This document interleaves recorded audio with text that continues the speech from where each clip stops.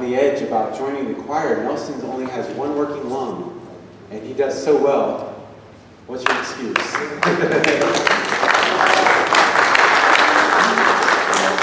was really good. It's great to hear the band together with the choir. It's a neat kind of connection. So something to celebrate this time of the year. As we continue in Advent, moving into the season, on with the season of Advent, and we're getting closer to, we now have 3 candles burning, so we're getting closer and closer to that expected time of Christmas. And today our focus is on the shepherds and the joy that they experienced, and you heard a little bit of that with the children's sermon. I don't know if you have had a lot of experiences of joy in your life. I feel like joy is not something that we experience often in our lives nowadays. Maybe with all the technology, all the busyness, the emails, and the phone calls we're always dealing with, we don't have a lot of opportunities to experience joy. And I was thinking back in the last couple of years about experiences of joy that I have had, really deep experiences. Of course, getting married to my wife and when our daughter was born. I mean, that's a few years back now. So I was thinking, the last couple of years, what are some experiences of real joy that I've felt?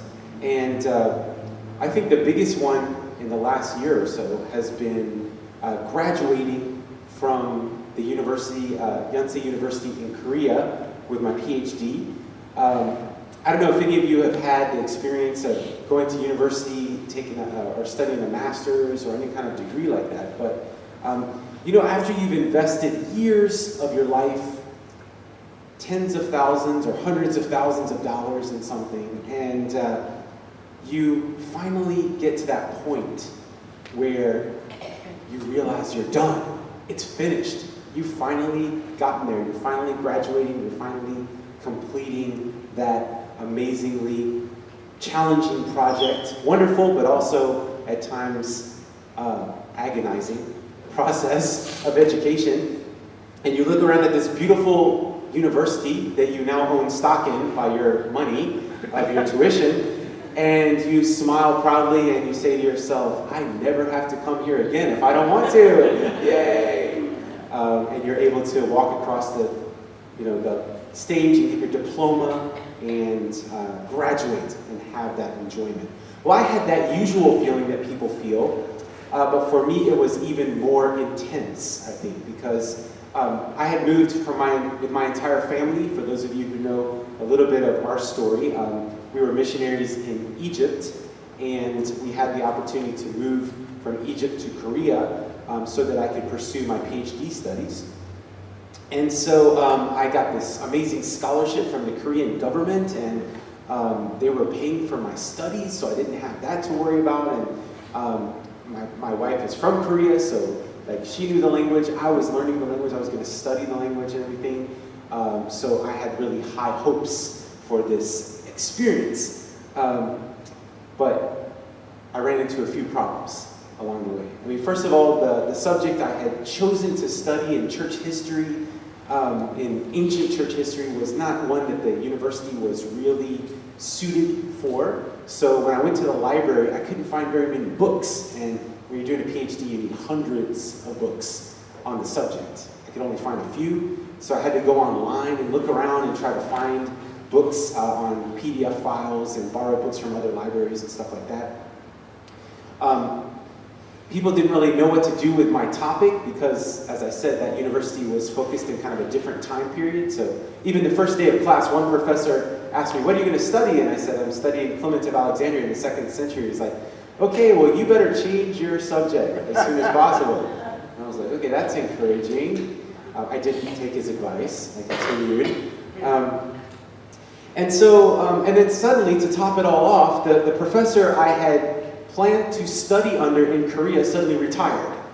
And then they were looking around for a replacement, and the replacement who came and I didn't get along very well, and so there was a lot of difficulties and problems. And I would say that the scariest moment I can remember I had a few moments where I didn't really think I was going to graduate. The scariest moment I can remember was the day I was supposed to turn in my first draft of my dissertation, but I didn't know it. Dissertation's a few hundred pages, and if you don't know that you're supposed to turn it in that day, you're in trouble. So actually the deadline went by, I didn't even know it. I was living in another city, teaching in a university while I was studying in the city of Seoul. And I didn't even know that the deadline had passed for me to turn in my dissertation. My supervising professor had been traveling abroad out of the country, so he and I didn't have any communication. I didn't know that my draft of my dissertation was due. And so I just dropped off my daughter at school like 8 o'clock in the morning, and I got a phone call from my supervising professor saying, "Where's your draft? I've got drafts of all my students except for you on my desk." And I said, "Okay, when is it due?" And he said, 2 days ago. What? He said, "But I can make an exception in your case. I just need it on my desk by 1 p.m. So I'm in a city like 2.5 hours away from his desk. And I have the only copy in my computer.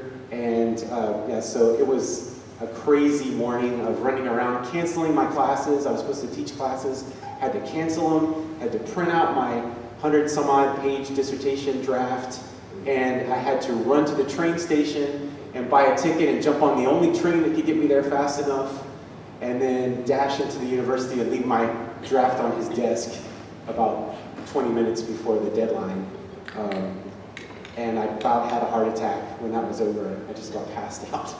I didn't know what was going on for the rest of that day. So it really didn't look like I was going to pass sometimes. But it all worked out in the end. The day finally came, and I got the chance to put on the cap and gown and get my diploma. I kept looking over my shoulder like somebody was going to ambush me and say, "No, you're not supposed to have that."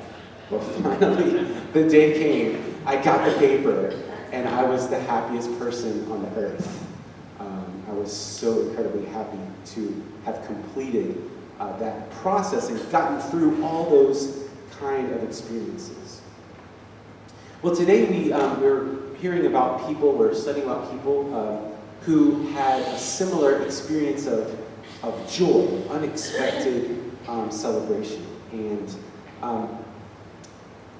they are the shepherds that we read about in the story of the gospel. First of all, we went to the Old Testament. We saw the Old Testament people of Israel and the experience that they had of unexpected joy. Once again, this prophet came to speak to the people of Israel at a time when their nation was suffering. Israel, or Judah, Jerusalem, had been destroyed, and the people were enslaved, and it was not only a tragedy, it was a shame for them. They were very shameful to be laughed at by the other nations, that their nation was destroyed. They're the chosen people of God, the people of Israel, and yet their capital is in ruins, their temple is destroyed, their people are enslaved. But once again, this prophet brings a message of hope and celebration to the people, especially in these key verses. "Sing, daughter Zion, shout aloud, Israel. Be glad and rejoice with all your heart, daughter Jerusalem. The Lord has taken away your punishment. He's turned back your enemy. The Lord, the King of Israel, is with you. Never again will you fear any harm." The people of Israel had suffered so much. They had been through terrible tragedies and wars. And God was saying, "You will now be exalted." Can you just imagine the joy that they would have felt that God had chosen them, despite everything that they had gone through, despite the ways that they had disappointed God, that He had chosen them, and that they would be saved through His plan once again. What a wonderful cause for rejoicing. And in today's gospel message as well, we have continued the story of Christmas today. Last time we talked about the angels, and today we focus more on the shepherds themselves, those who received that amazing message from the angels. In Luke 2, verse 15 through 20, we find these people rejoicing and celebrating. Humble people, men and boys mostly, who had received a vision from angels that we talked about last week. What kind of people were the shepherds? We talked a little bit about that. Some people have said they're the rednecks of the Bible, right? Shepherds by the time of Jesus, back in the old days, in the days of Abraham, there were shepherds that were quite well off, right? Abraham was a very rich man, and most of his family were quite well off. But by the time of Jesus' day, the job of the shepherd was way down the list of career choices that one would select for their kids. It was a lot like being something like a sanitation worker in our modern society. These were people who had not had the benefit of an education. They had a tough job, a thankless job, a very necessary job, right? Taking care of the sheep that were everybody's food supply, the sheep that were needed as sacrifices in the temple, but everyone looked down on them because of their work, because they got dirty. They had to get their hands dirty to do that kind of work. And if you remember, Jewish people are very focused on cleanliness and ritual, spiritual cleanliness, and also physical cleanliness. And so these people, the shepherds, were often left out of activities at the temple. You didn't find a lot of shepherds hanging around at the temple because they were not clean enough to enter the temple. So isn't it amazing that that God would select these people to receive the message of the joy of Jesus' birth, invited by angels to come and see the Messiah. And not only did the angels say, you're going to see the Messiah, he's been born, you're invited, and it's happening right down the street in your own hometown.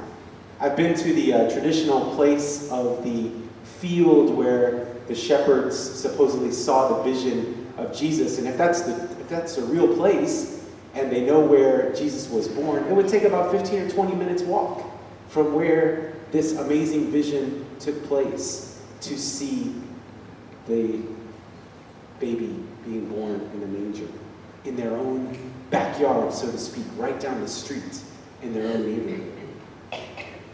God, once again, for reasons that we can't fully grasp, chose an unimportant town, an unimportant group of people to bring Jesus into the world and put on the guest list as the number one guest the people that were most rejected and despised by the society.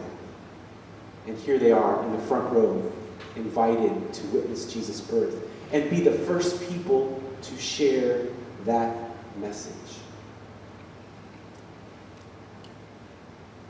When I got the chance to visit there in the Holy Land, I got to go to those big famous churches. There's a big, cathedral in the place where Jesus was crucified according to tradition, and there's a big cathedral on the spot where Jesus was born.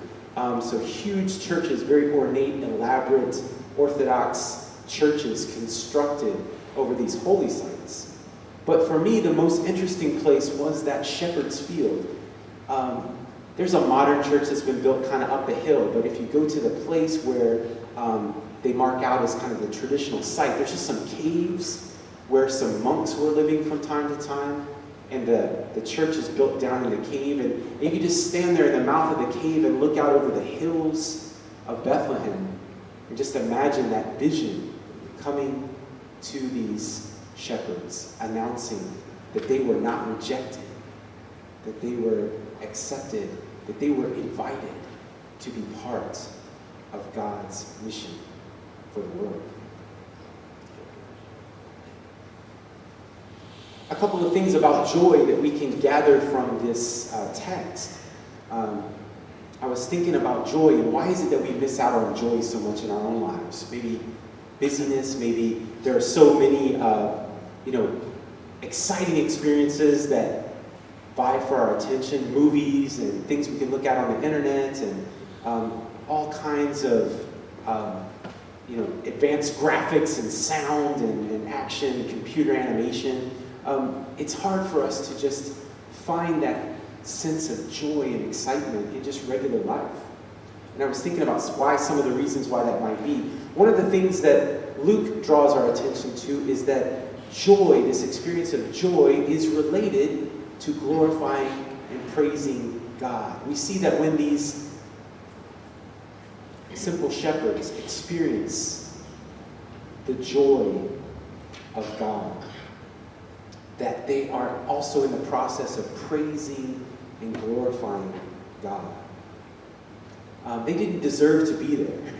They knew they weren't part of the scene, and yet they were invited. Of course, even as they went there, they must have been a little bit afraid, but also rejoicing and maybe a little bit in shock. You mean me? You want me to be there? You want me to be part of this? Are you sure? You guys didn't show up at the wrong cloud, the wrong place, talking to the wrong people? That amazement that we would be chosen to be part of what God is up to in the world. They had witnessed a miracle, an event of sheer grace, something completely undeserved. And all they could do was praise and glorify God for it. Another thing that comes to my attention through this text is that the experience of true joy has a purpose. It's not just to have a warm, fuzzy feeling. It's not just to enjoy the season, to celebrate with family and friends. But this true joy has a purpose, which is to draw us closer to God. While I was preparing for this sermon, I finally read a book that I've been meaning to read for a long time. It's by C.S. Lewis. It's called Surprised by Joy. Because I thought, joy, I got to read this thing just to see what it's all about. And for a long time I've been confused by the title, because C.S. Lewis, a few years later, he married a woman named Joy. And so I thought Surprised by Joy meant that he was just kind of surprised at how he met his wife or something like that. That was supposed to be Joe. Yeah, I get it. Help me out here, Joe. Okay. But that's not what it's about, because it happened before that. Okay, he's really talking about his early life experiences in the book, and one of the experiences that C.S. Lewis had, he was an atheist. For those of you who don't know, he got to a point in his life where he didn't believe in God. He got a little bit, his relationship with his parents got a little bit strained, especially with his father. He didn't really know how he could communicate with his father, and he just kind of went off into the world of books and just sort of, I'm going to be an academic. I don't need people. I don't need to deal with all these issues and focus. I'm just going to focus on books and learning and becoming a professor. And he was doing all these kind of things. But he kept having these experiences of joy as he would read different books and different stories. And he felt there was something amazing about this feeling. Where is this feeling coming from? But he felt this feeling was kind of drawing him towards something else, something deeper, something he couldn't put his finger on. And so as he was kind of seeking this sense of joy, it took him to another experience and another experience. And then he found, as he talked to some of his friends who were more in the area of believing in some kind of God, against his own will, he found himself feeling that joy at being with them and hearing what they were talking about and getting into this idea of some kind of God that was bigger than me, but who loves me, who cares about me. And this started to draw him closer and closer onto the path of becoming a believer, first in some kind of God, and then finally in the God of Christianity, in Jesus especially.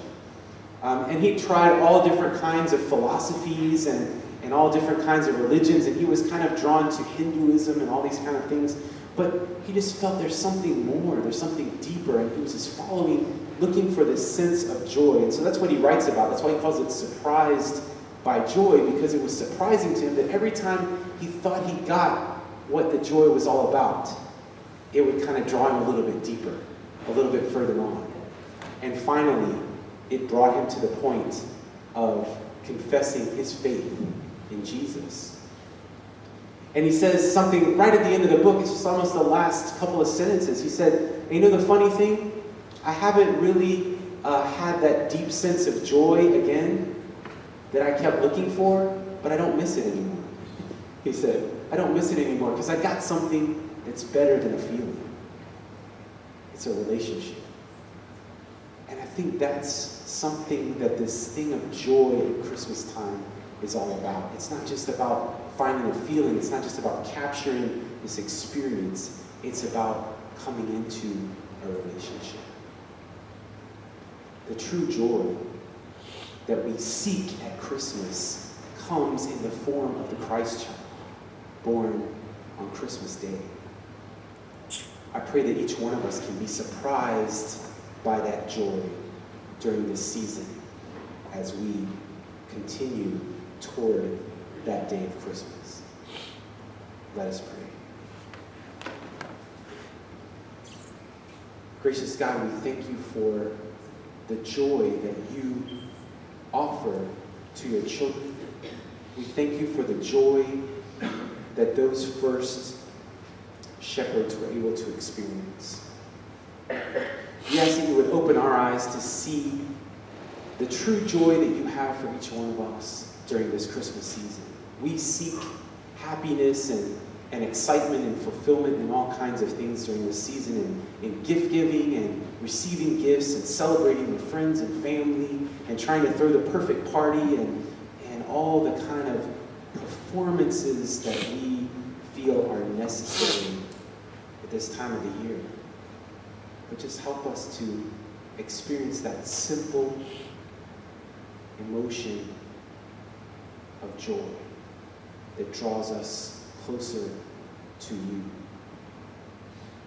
We pray these things through your Holy Spirit.